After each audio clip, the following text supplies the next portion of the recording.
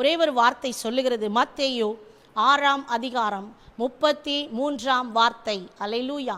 முதலாவது தேவனுடைய ராஜ்யத்தையும் அவருடைய நீதியையும் தேடுங்கள், அப்பொழுது இவைகள் எல்லாம் உங்களுக்கு கூட கொடுக்கப்படும். ஆமென். முதலாவது நாம் எதை தேடணுமா?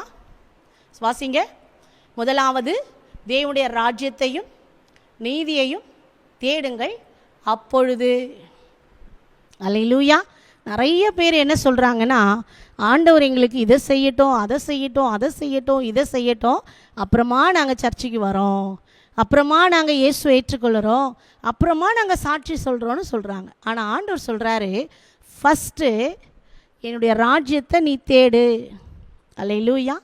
எக்ஸாம் எழுதின பிற்பாடு பாஸுன்னு ரிசல்ட் வருதா, இல்லை பாஸ் ரிசல்ட் உங்களுக்கு வீட்டுக்கு வந்த பிற்பாடு நீங்கள் போய் எக்ஸாம் எழுதுறீங்களா?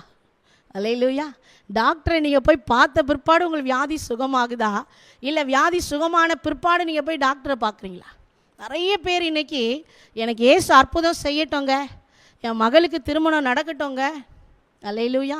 சபைக்கு வர்ற மக்களே இன்றைக்கி சொல்கிறாங்க, எனக்கு வீட்டை ஆண்டவர் கட்டி கொடுக்கட்டும், அப்புறமா நாங்கள் வீட்டில் ஜெப கூட்டம் வைக்கிறோம். அல்லேலூயா.